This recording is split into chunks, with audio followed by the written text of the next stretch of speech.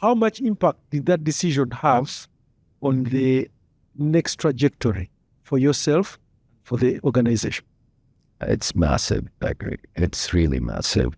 First of all, you cascade that attitude to your frontliners, and they will follow that message to a different client than the client I've just mentioned. And listen, oil and gas is tough. As much as it's very flashy, it's too much money, prosperity, you name it. But the oil and gas is tough. It's tough business, whether if it's exploration, whether if it's production, whether if it's drilling, whether if it's securing your raw material, many things. As the honorable minister, she said, this business has so many enemies. She did say that. See, it resonated here because she was so right. I love her so much, and I like her so much, seriously.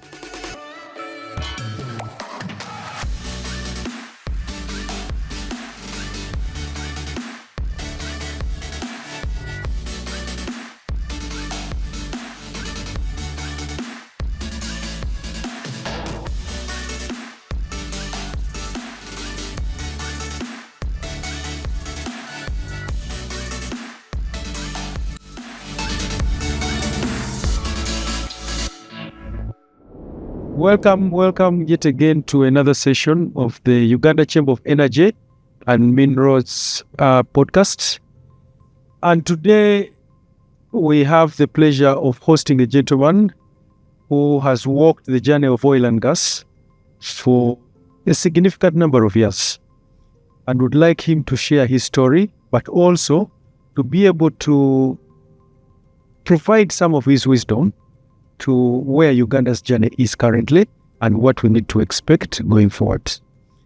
This gentleman has been in a couple of different countries doing exactly what Uganda has started, and we want to pick his brain on his experience, the knowledge, but also the wisdom that he carries after many years of being able to operate within the oil and gas sector, and how he has seen that transform not only the countries that he has been into, but also for him as an individual. Ladies and gentlemen, join me in welcoming Mr. Farazdak Altimimi.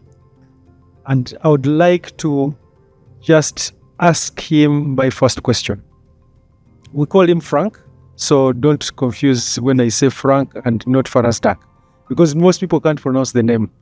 So, Frank, if someone asks who is Frank, what is his history, where does he come from, and how did he join this particular sector, what would be something that you would be able to share? Okay. First, thank you for the opportunity. And I have to say that I was very, very impressed in this event, in the organization, the attends. And before I start, I have to give a recognition. I was so impressed and admiring your Honorable Minister of Oil. She was so passionate. I can see her. I can see the rage, the love. Right? It's a combination of so many feelings that it was like I got motivated just by seeing her at the CEO breakfast today. Thank you. Now, for me, I was like, I'm from an Iraqi family. I was born in Moscow.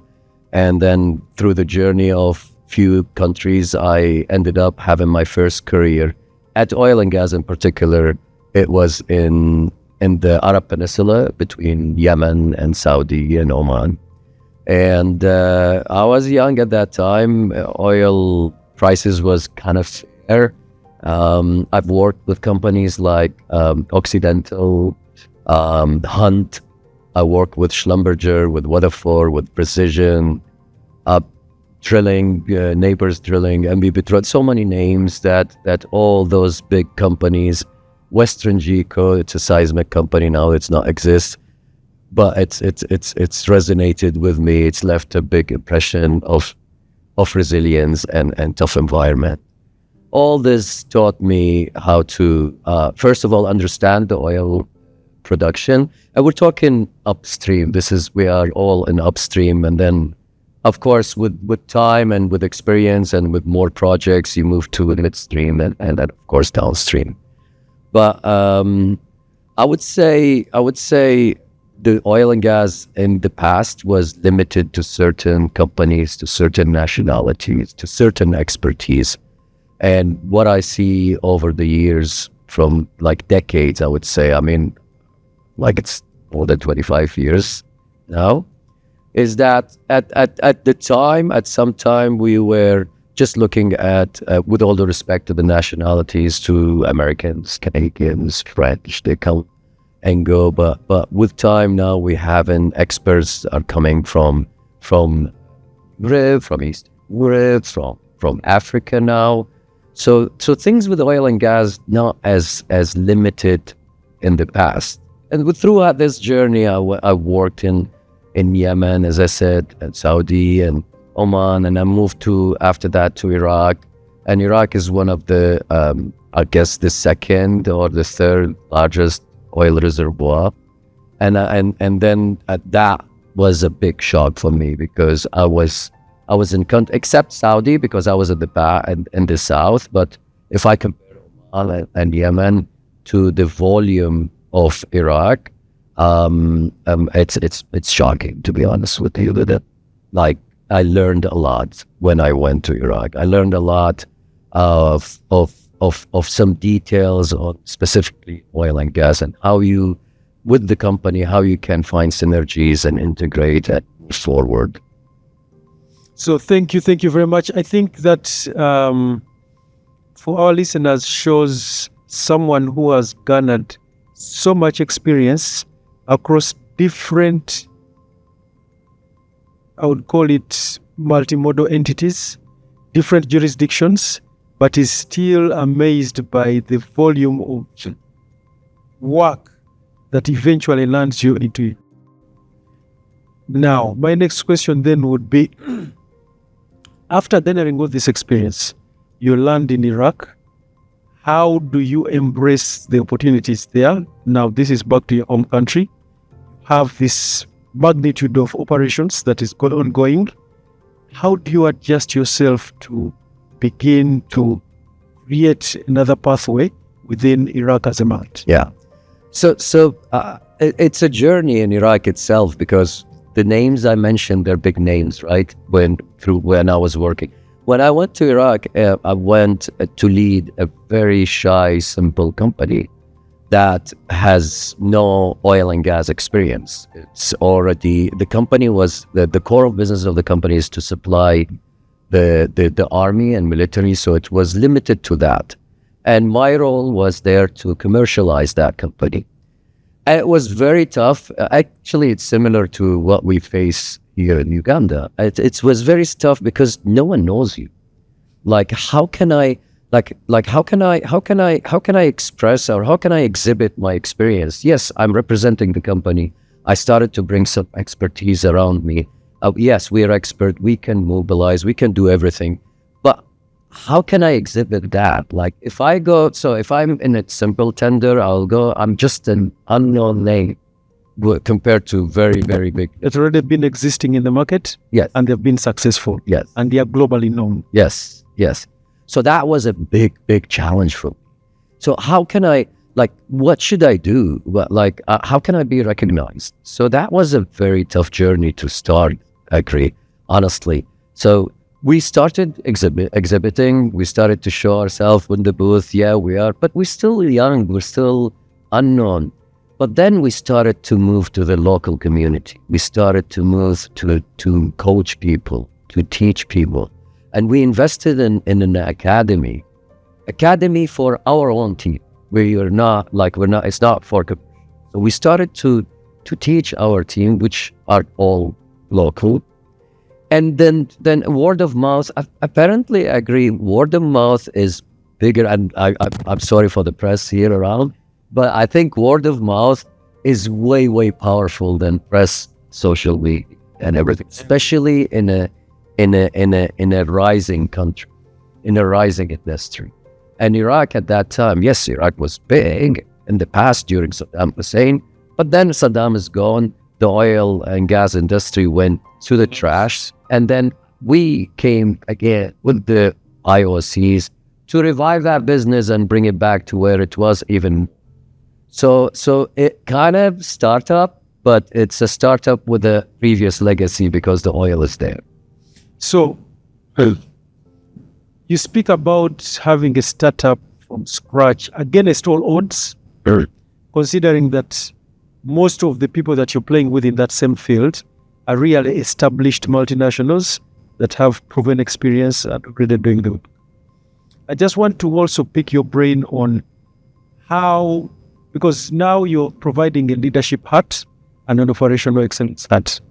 How did those two issues support getting yourself off from an operational perspective, but also leadership perspective in terms of strategic direction, vision, but also making sure that at the end of the day, you're delivering what you promise? I'll tell you an experience where exactly can like an example of what you to answer your question. I remember 15 years ago there was a Mission Impossible by a client, which I may mention them. It's British Petroleum, and we were very small, very. It was I would not mention the details of it, so do not bore your audience, and maybe for confidentiality as well. That was seriously like a Mission Impossible. I remember myself and the team, we were at very late, and we have to move, and we have to achieve, and we have to be there at a certain time, at a certain condition, very tough, and we were there. Mind you, Agri, it was not in the SOW. It was not in the contract I signed with. But the attitude of, we're there for you, we will do whatever it takes for you, we do the impossible, or at least we try to achieve it. I think that was our model. I think our model is that we're there for you, we can do everything, even if it's in the remote side, we can achieve, we fix your problem, and then we can talk and discuss the details later. Yes. So after the problem has been solved? Yes. Yeah. So basically what you're saying is that you took an executive or leadership strategic decision to deliver on a non-contractual obligation. Yes. But to make sure that the client yes meets their obligations and they're satisfied. Yes. And I hope the board will not hear this interview, because they will say they will make more restrictions. No, but yeah, that helped. Yeah, no, because now that is leadership, which is providing operation excellence, but to make sure that you stay in the game, and you provide the confidence levels to your clients and the customers. So just a follow-up question on that one. How much impact did that decision have on the next trajectory for yourself, for the organization? It's massive, I agree. It's really massive. First of all, you cascade that attitude to your frontliners, and they will follow that message to a different client than the client I've just mentioned. And listen, oil and gas is tough. As much as it's very flashy, it's too much money, prosperity, you name it. But the oil and gas is tough. It's tough business, whether if it's exploration, whether if it's production, whether if it's drilling, whether if it's securing your raw material, many things. Many, as the Honorable Minister, she said, this business has so many enemies. She did say that. It's resonated here because she was so. I love her so much, and I like her so much, seriously, because it's so spot on. This business has so many enemies. Even the weather, the land itself is your enemy. So with that said, I agree. I think this attitude, this made us differentiate us the world against the global international competitors who are playing by the book. Yes. Making sure that if it's not contractual, yes, it is not business. Yes, sir. Yes, sir. So now fast forward. So you've now fully established in Iraq, you're running an organization. It has reached a certain level of success. When you look back, what are the things that you think did not go well with the challenges of the sector that you know if you knew better then, you would not do now? And considering what you've seen over the last couple of days in Uganda, what do you think Uganda needs to avoid in terms of developing itself towards the same magnitude of operation as Iraq? Okay, so let me answer the first part of your question. If I go back to the history and try to look and try to do it in a better way, I would say we were not, and this is for as far as Iraq kind of concerned. I would say we were not engaged with the government. We were absolutely distant than the oil and gas. So we are in oil and gas, but I'm not Just engaged. doing your job. Just I'm doing my job, and that's it. But when I started to meet the Minister of Oil, to meet the Deputy Minister of Oil, to meet all the stakeholders there, you learn totally different. I'll tell you. I'll give you an example. I used to hate them before. I used to say, look, they are like, no, they're so rigid. They don't care about us. Thank you very much. But when I sit with them and I heard and I understand their problems, I'm like, no, let's do it together. Let's discuss. So I think that if the times goes back, I would break that. But as far as the journey and the development, it is kind of it's really common sense that you move from here and you go there and you gain experience. So that's kind of similar in all the countries. But I would say the relationship and the understanding, the real understanding of what is the plan of your Ministry of Oil, where are they going, what is their real fear. I think if you know that, there will be an amazing harmony together. So I think what you speak about is very pertinent to some of the conversations we're having and why we have this kind of events. Yes. So the CEO breakfast is to break those barriers. The convention is to understand what is the plan of the ministry or what is the plan of the state. Yeah. And us as a chamber, how do we guide and support in making sure that we get everyone who's involved in the sector to face the same direction? Yeah. So I hear you about stakeholder management. And yes, that is very correct. Yeah. Is that even us here, sometimes there's a huge information gap. Yeah. What private sector thinks is not what the government is thinking. And then if you do not bridge that information gap, you end up finding challenges, both of you. Yeah. Because the state wants to succeed, but for it to succeed, private sector has to succeed. Yeah. So there's no point in having clashes around it. If you allow me now, step in. Now the second part is that what I see here, it's an amazing land. It is developing, and I just said to you earlier in the booth that Uganda is really developing by the minute, to be honest with you. And I'm so proud. I'm so proud of the country. Every visit I come, it's a different country. I see it. It's amazing. However, I see limited nationalities, limited companies, because I feel sad to talk about Uganda with this passion, and people will say, why we don't know about this? Take us with you. So there is so many people out there, companies, people, small companies. We're not talking the big tycoons. Companies that wants to grow with, was to learn, was to give experience and all that. I'm talking mid, even high level, to be honest. They don't know what's going on. So are you saying, because as a country, we've also invested in telling our story. But based on the feedback you're giving, it's probably that, one, we are not telling the right audience, or two, we are not reaching the right people to tell the story. Your audience mainly in the continent, yes. I agree. You need to explore more.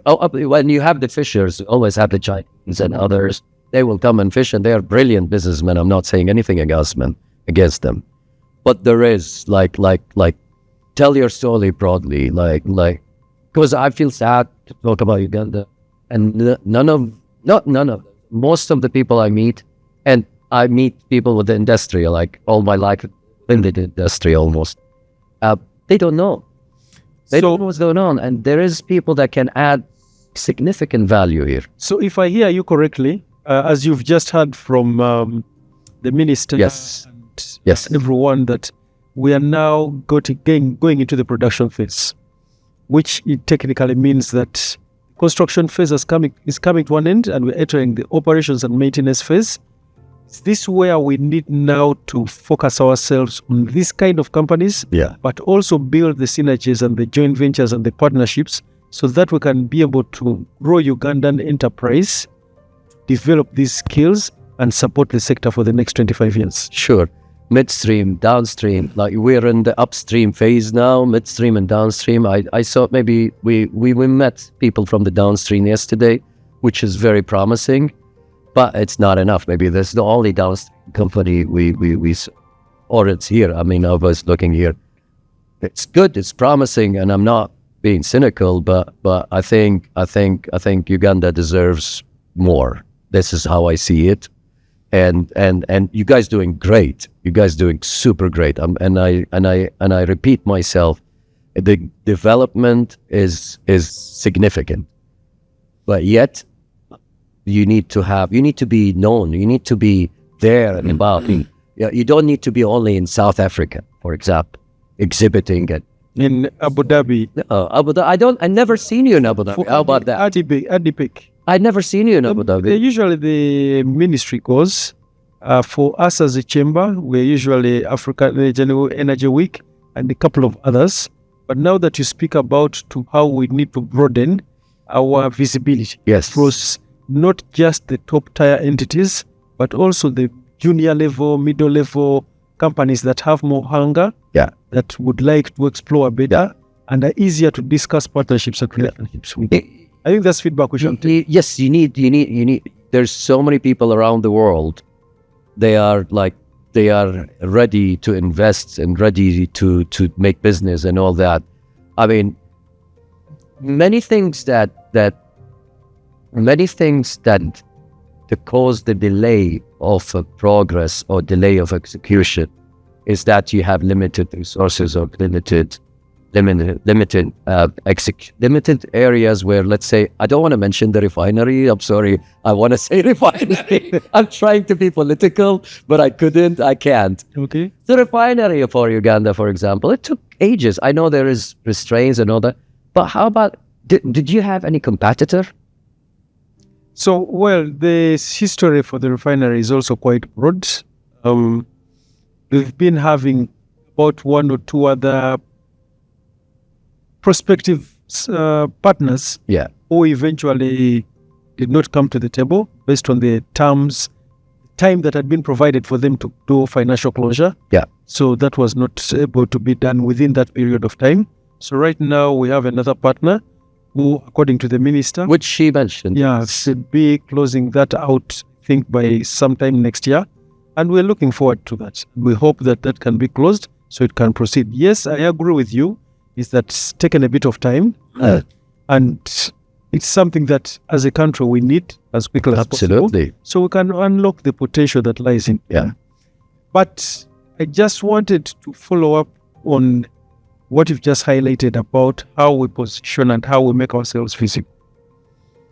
Considering where we are as a country, and considering your experience with Iraq and where you are as a country, how best can we be able to leverage ourselves as a country to be able to create the synergies that can then be able to leverage us even further? I mean, listen, it's the magic word is engagement. The engagement with others. Like I would love to ask Mr. Had she with the Minister of Oil of Iraq and had a discussion with him and discuss problems and with her team and his team, and I can arrange that, by the way, gladly. I'll pass on that message. Because when you share that, when you share problems, share lesson learned, share excellence, performance excellence, They both, I mean, look at us now. We're exchanging ideas. We're learning from each other. We always keep learning from each other. But do the ministers sit with each other? Or she only sits with the animals? I'm just saying that. Like, I'm hear you. really invested in this country and I love it. I hear you. Yeah. I hear you. I think that is good feedback. I think we'll pass on the message. I'm sure she'll be here tomorrow, so we can have a preliminary conversation. And I believe she'll be open, as you've heard and as you've seen Absolutely. her. I've no really doubt. dynamic. Yeah. Anything that will bring better value to Uganda. Absolutely. Knowledge, relationships, engagement. Without a She's really doubt. welcome. So I think she'll be able to do that. You guys lucky to have her. So, as we come to a close of this podcast, I wanted to go back to you and how you view the oil sector. And this may not generally be anything to do with what is happening globally, but do you think or do you believe that the next 20-25 years will still be oil driven, as opposed to some people who are preaching green energy? Okay. Yeah. Okay. So I think this question needs another 1 hour or half an hour to discuss. In the future, But that's in a nutshell. I would tell you. Okay, I'll start from Uganda. You have 1.6 billion barrels. recoverable. There you go. I think the oil is here for the coming 80 years. And the need for oil, it's not only cars today. It's like I can name 10 things around us made from our Almost everything, There you yeah. go. There you go. So no, I mean, clean energy, they have their own challenges now. And I don't want to, because I told you, we need another hour for that. But no, the oil and gas is still number one successful business, and it's countries depend on it, and you are so fortunate to have it in your land. So embrace it, keep it, and this oil will teach you later on the money, the exposure, the engagement, will let you explore and found other stuff rather than oil, not clean energy, to move and to boost and to grow your country to prosperity and to better growth. Fantastic. So we as a country also hold the same view that we'll continue to explore. And one of the famous saying is drill, baby, drill. Drill, South drill. African, yes. Every single time, make sure you're drilling and finding new oil across the continent, including Uganda. Yes, we may explore the green energy options, but as you say, we are sure that the oil will be here for the next 50, 70, 80 years. My final question, or maybe may not be a question, is you've been to Uganda a couple of times. I know you operate in Iraq, different countries that you just highlighted to us, sitting in Dubai, and knowing where Uganda is and what its aspirations are. Any comments, what we need to do, how we need to do it, what we need to look out for as a country, and what must we emphasize to make sure that we actually benefit from our resources? Okay, I would say you guys have the best skill set where in terms of motivation, passion, hard work. I would condense it in one line. Time is the most important thing. Time kills you. Time destroys you. So if there's anything I would say is that respect time and respect the deadline, and punish your contractors if they will not do that, because this is keen. Time is keen, especially with this industry. That's my word, yes. Thank you very much. That was Mr. Farazdak Altimimi, commonly known as Frank. And we thank you for your wisdom and your time, and we do appreciate it. See you again for the next podcast. Thank you.